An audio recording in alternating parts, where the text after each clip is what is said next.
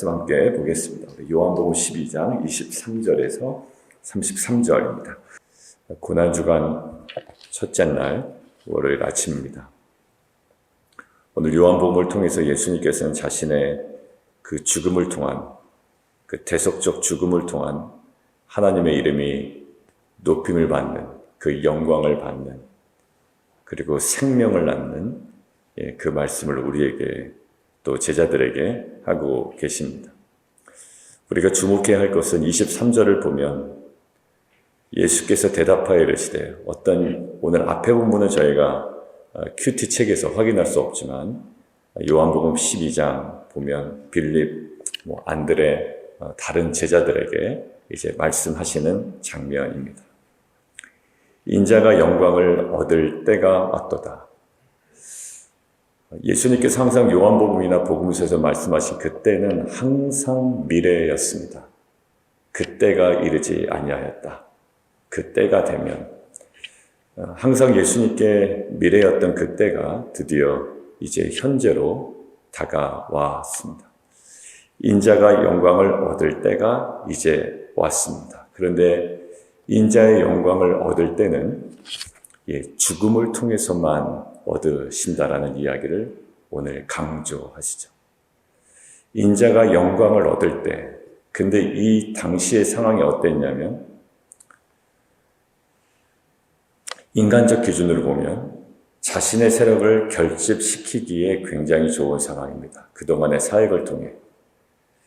그래서 자신의 어떤 세력을 결집시켜서, 그리고 반대 세력과 그리고 본인이 당할 수밖에 없는 그 고통의 시간들을 극복하기에 더할 나위 없이 너무나도 좋은 외적 분위기입니다.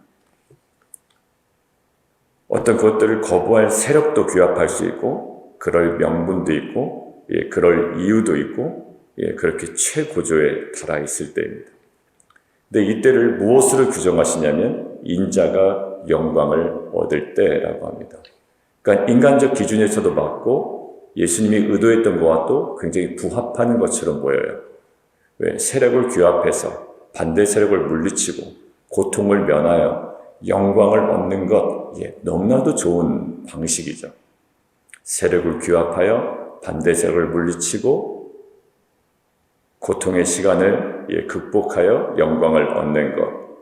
그런데 오늘 예수님께서 인자가 영광을 얻을 때가 항상 미래 시제였는데 오늘 바로 이제 그것이 임박했음을 이야기하십니다. 그런데 독특한 표현을 하시죠. 24절입니다. 내가 진실로 진실로 강조하시는 거예요. 진실로 진실로 너희에게 이르노니 한 알에 밀이 땅에 떨어져 죽지 아니하면 한 알 그대로 있고 죽으면 많은 열매를 맺느니라. 한 알의 밀의 영광이 어디 있을까요? 이 농사에 익숙한 사람들의 의식 속에 주님께서 메시지로 침투해 들어가시는 거예요. 한 알의 밀의 영광이 어디 있을까요? 그 죽고 난 이후에 벌어지는 일들이라고요. 그러니까 이게 단순한 이야기지만 사실 예수 그리스도의 대속적 죽음의 영광의 본질을 깨닫게 하는 데는 너무나도 중요한 비유였던 거예요. 한 알의 미래의 영광이 어디 있더냐라고 물어봐요. 그래서 제자들에게 이렇게 도전합니다. 자기의 생명을 사랑하는 자는 잃어버릴 것이요, 이 세상에서 자기의 생명을 미워하는 자는 영생하도록 보전하리라. 자신의 어떠한 추구하는 유익이 있습니다. 바램들이 있고요, 욕망이 있고요. 이것들이 무분별하게 활용되거나 확대되어서는 사실 그 길을 온전히 걸어가기가 쉽지 않다라고 지금 이야기하시는 거예요. 우리는 그것들을 확대하여 하나님의 영광을 드러낸다고 이야기하죠. 나의 욕망과 나의 바램과 그 소원들. 어제도 우리가 주일 예배 함께 나눴습니다만 소원 성취를 위해서 우리가 파격적인 행동을 할 수가 있습니다.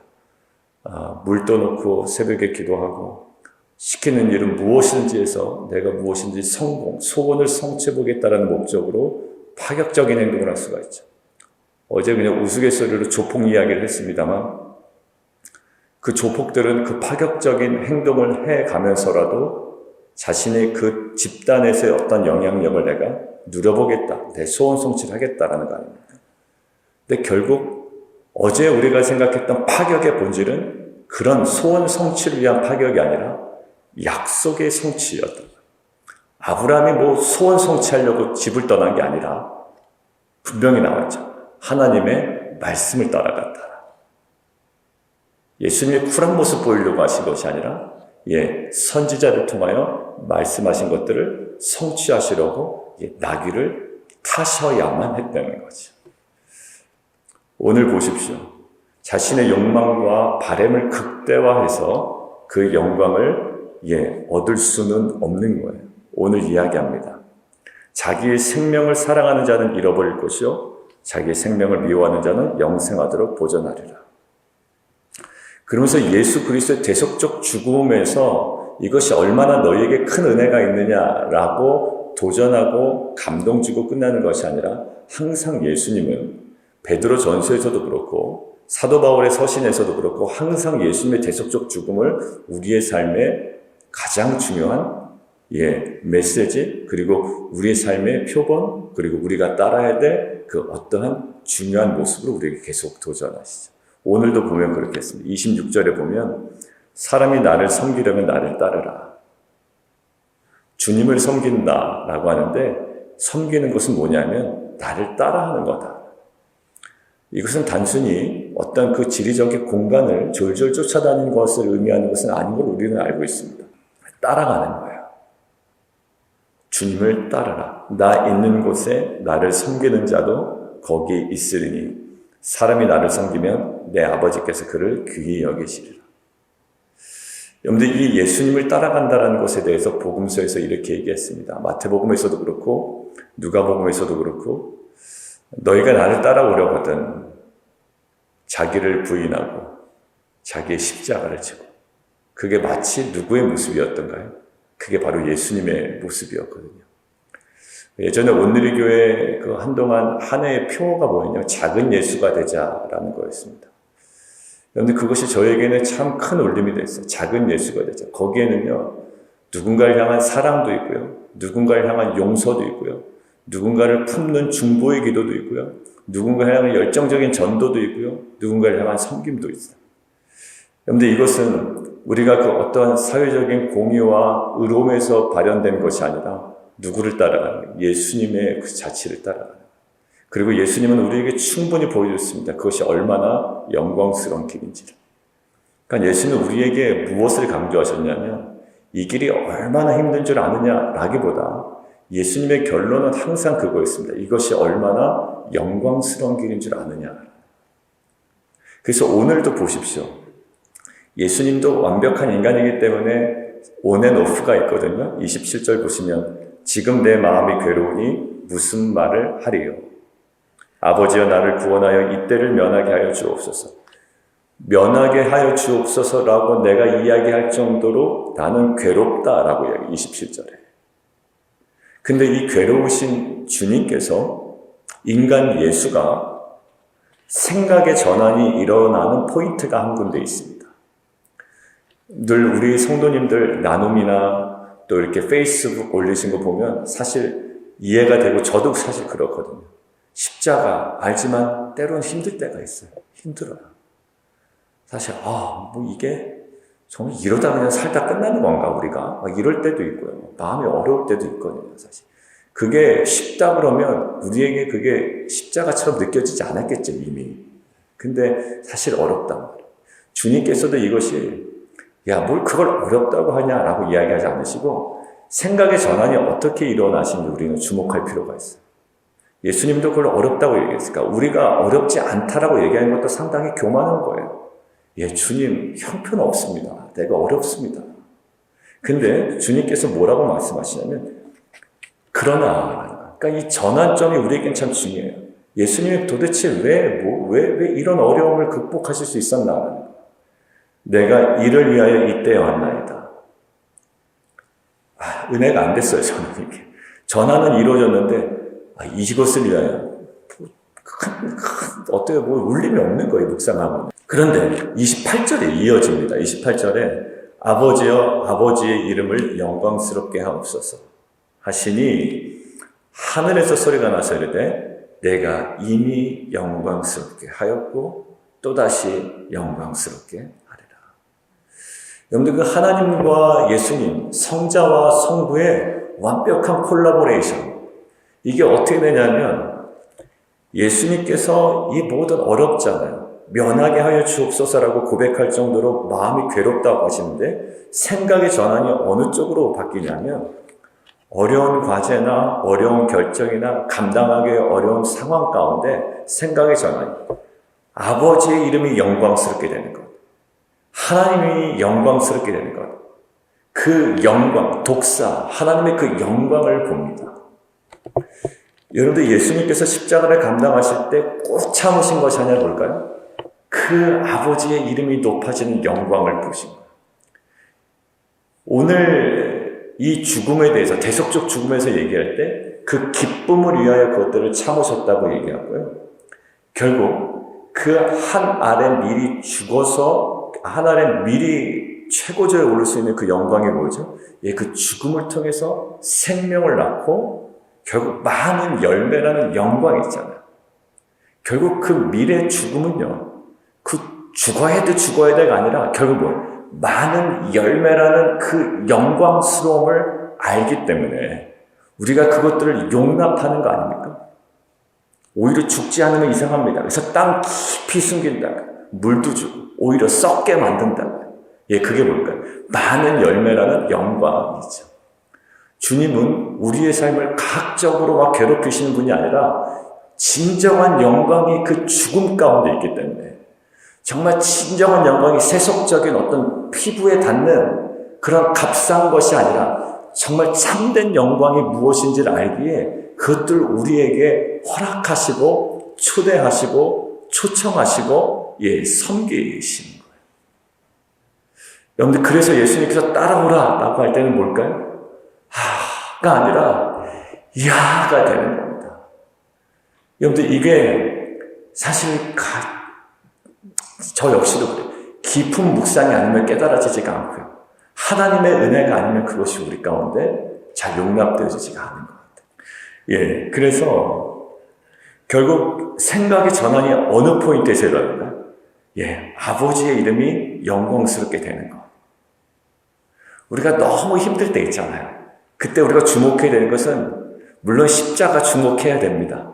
근데 예수님께서 그 십자가에서만 머물지 않으셔 그것을 뛰어넘는, 그러니까 하나님 미리 죽는 것에 멈추지 않고 많은 열매라는 그 지점을 바라본 것처럼 오늘 예수님께서 어디 보죠?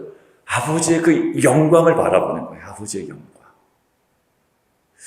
여러분들, 그 아버지의 영광은 우리가 세상에서 누릴 수 있는 그 화려함과 또 그 어떻게 보면 우리의 그 피부로 와닿는 정도의 수준을 뛰어넘는 정말 가장 궁극적이고 본질적인 그 영광스러운 모습이도 저는 믿습니다.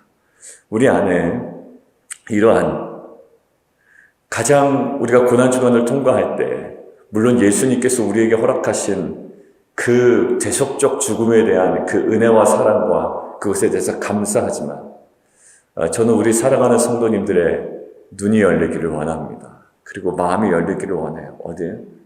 예수님께서 열리셨던 그 하나님 아버지의 이름이 높아지는 영광, 그 아버지의 그 영광을 따라 우리가 그 섬기며 또 따라가는, 그래서 너희가 나를 따르려고 하느냐?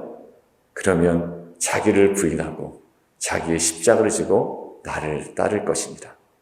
그것은 우리를 빡빡 고생시켜서 무엇인가를 써먹으려는 것이 아니라 영광스러운 길에 초청하시는 거예요. 정말 그런 것이 있습니까? 있습니다. 여러분들, 우리 교회에서도 해병대 나오신 분이 있죠. 동민 집사님. 그리고 우리 장로님, 그 박재중 장로님은 그 특전사? 약간 특수부대 출신이세요, 장로님. 결국 그들을 이제 해병대 훈련 받을 때는, 저는 그냥 일반 병으로 들어갔습니다. 그 처음에 훈련 받을 때는요, 가혹합니다, 굉장히. 가자마자 막 옷부터 갈아입지도 않은 상태에서 막 바닥에 굴리고, 그러니까 우리가 잘 키우겠습니다. 아들을 잘 키우겠습니다라고 부모님들에게 안심시키고 논산훈련소에서 부모님을 돌아보내죠. 딱 뒤로 돌아가는 순간 부모의 시야에서 딱 멀어지는 순간, 이제 예전에는 그냥 욕도 나왔습니다. 이러면서 이제 하여튼 거기서부터 굴리는 거예요. 내가 진짜 이거 이제 2년을 버틸 수가 있을까라는 이제 두려움이 확 엄습해 옵니다. 여러분들 결국, 그런데 4주간의 훈련을 끝나면, 어느 정도까지 가냐면, 그래도 잘 왔다. 근데 물론, 괴팍한 이 교관들은 사실 그것도 모르고 자기의 감정만 다 쏟아내는 곰장도 있어요. 마치 배설물을 쏟아내는 것처럼, 완전 감정을 다 쏟아냅니다. 억하심정 다 쏟아내고, 그런 거야 어쩔 수 없지만, 결국 큰 틀에서는 이게 뭐죠? 그 영광스러움으로 이 군사들을 만들려는, 이끌어가는, 어떻게 보면 하나의 방법이고 하나의 중요한 과정이라고요. 예수님께서 우리를 어떻게 하기를 원하시나? 영화롭게 하기를 원하십니다. 그리고 영광스럽게 우리를 만들어 가실 거예요. 하나님께서 주님을 높이기를 원하셨습니다. 근데 하나님께서 주님을 지극히 높이신 방법이 뭘까요? 십자가에 죽으십니다. 그러니까 우리는 그런 어떤 물리적인 고통을 당할 수도 있고 아닐 수도 있습니다. 양상이 다르고 방법이 다르고 또한 횟수도 다르고 여러 가지 다를 거예요. 그러나 주님께서 우리에게 보여주신 것이 있어요. 정말 그 영원한 영광이 있는데 이 땅 가운데 우리가 감당해야 될 것, 그리고 우리에게 도전하시는 것들이 있죠. 그러니까 하늘의 밀이 땅에 떨어져 죽는 거예요. 그것 밖에는 그 밀이 얻을 영광이 없는 겁니다. 시퍼렇게 살아있어서는 그 영광스러움 그들에게 주어지지가 않아요. 자, 오늘 뒤에 마지막 하나만 더 보겠습니다.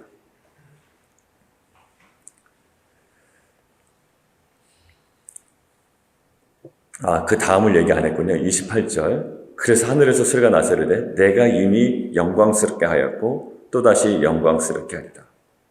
이미 영광스럽게 하였다. 그리고 또다시 영광스럽게 하리라. 이것이 주님에게 말씀하신 것 같지만 사실 30절 보십시오. 예수께서 대답하여 이르시되 이 소리가 나는 것은 나를 위한 것이 아니요 너희를 위한 것이니라. 여러분 보십시오. 하늘에서 소리가 나서 이르되 하나님의 그 메시지가 나타났는데 예수님은 들으셨지만 사람들은 못 듣습니다. 뭔가 초자연적인 현상이라고만 생각을 하죠. 근데 예수님의 해석으로 말미암아 이것이 누구에게? 사람들에게, 제자들에게 전해주죠. 예수님 명확하게 말씀하십니다. 이 소리가 난 것은 나를 위한 것이 아니요 너를 위한 것이다. 결국 오늘 우리를 향한 음성인 줄 저는 믿습니다. 뭐라고요? 내가 이미 영광스럽게 하였고 또다시 영광스럽게 하리라. 여러분들 우리의 그 삶의 흔적들이 있습니다. 십자가의 복음으로 가겠습니다. 그러나 중간에 또 우리가 어려워서 힘들어하고 애통해하며 또 주 앞에 엎드렸던 적도 있죠. 그리고 앞으로도 어떻게 우리의 마음이 또 요동칠지 모르겠습니다. 그러나 우리가 이 말씀 하나 붙잡고 가는 거예요. 내가 이미 영광스럽게 하였고 또다시 영광스럽게 하리라. 2주 전에 나눴던 말씀이 기억납니다. 힘으로 되지 아니하고 능으로 되지 아니하여 그리고 우리가 이사야에서 기록된 것처럼 오직 여호와의 열심히 이것을 이루리라. 여러분들 힘들 때 그냥 쉬십시오. 어디서? 주 안에서. 여러분들 애써도 안 될 때는 어떻게 하겠습니까? 그냥 쉬시고 주 안에서 안식하시고 그 여호와의 그 열심 속에 미약한 나의 약함을 보고 그 이루실 하나님 정말 그 풍성함 속에 거하여 나는 거기서 완전히 죽어나가는 것 같지만 그 안에 정말 주님께서 드러내실 그 영광, 하나님께서 주도하실 그 영광이 우리 공동체 안에, 우리 가정 안에, 또 우리의 개인적인 삶과 사역과 사역 안에, 사업 안에 일어나기를 주님의 이름으로 축원합니다. 우리 함께 기도하며 나가도록 하겠습니다.